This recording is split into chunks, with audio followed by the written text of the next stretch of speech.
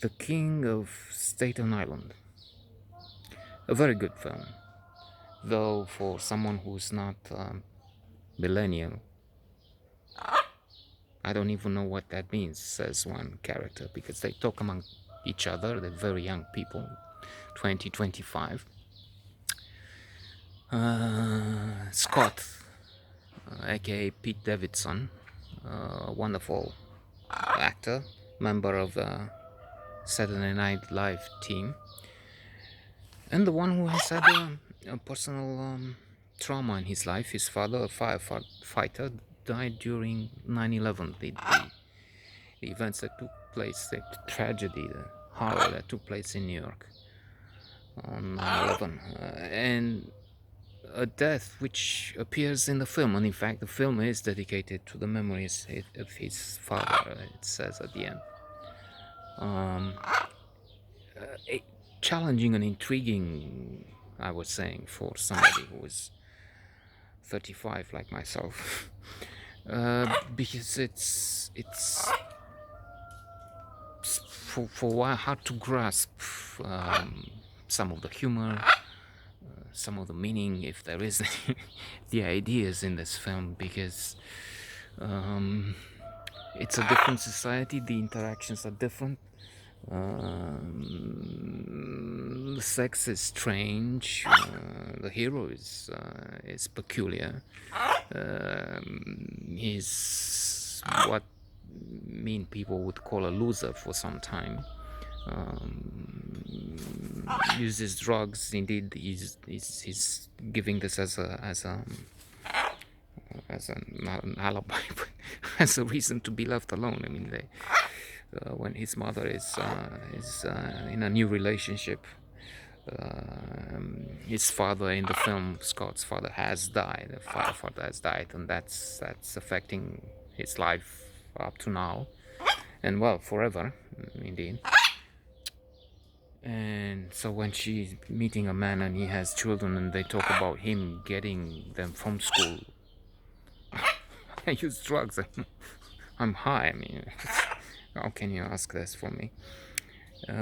He wants to be and he is sort of an amateur tattoo artist, talented.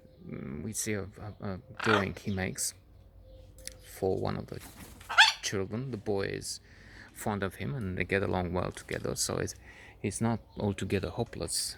We can see that. There is a danger though there, because even if he's keeping a distance from his free friends, and when they want to basically rob a pharmacy, he's saying this is illegal. No, but you're our best friend. No, I mean, I'm stepping back from this, but we trust you. We need you to be the lookout. Anybody can. So he's trying to keep a distance. In the end, he may be upset with what his mother and her boyfriend are speaking about him, and for some other reasons he is the lookout, and it turns out very bad. He could be injured or the rest. Luckily he has a narrow escape there. And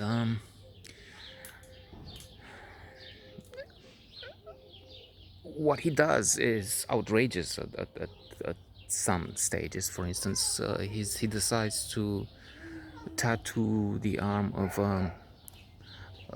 a boy who wants it at the initial stage. Scott says, well, I thought he's 15. He wants it. I mean, you all see that, but he's only 9, and at 9, I mean, how can you do something like that? He does it. I mean, he starts to do it.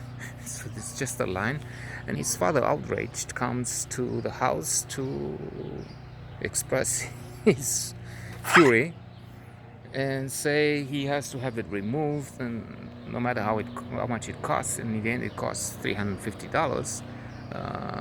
This mad young man has to cover the bill, and how can he do that? Should he call the police? It turns out he's a fireman, learns about. Let me talk to his father. His father is dead. He was also a fireman, and then things evolve from there in some comical and more serious, romantic ways, because he gets involved with the mother. He's taking the son to a game with other colleagues. Steve Buscemi is one of the actors there. Marisa Tomei is the mother, by the way, winner of the Oscar for My Cousin Vinny. And they have a little clash at the ball game. Firemen should not have children. They can die. My father died, okay? So he left us like that, and it's so he's talking against firemen, against being a fireman with a fireman. But then, at one point, he's pressed by mother to leave the house. He's 25. That's enough. Staying with her, and with no place to go. Well, he tries his girlfriend, sleeps with her, but after that he asks if he can stay there for a few days, maybe a few months. She says, so you fucked me for shelter? She's upset, throws him up, and maybe he's ending up with the fireman brigade, sleeping and eating there. Interesting. Judd Apatow, interesting, good film.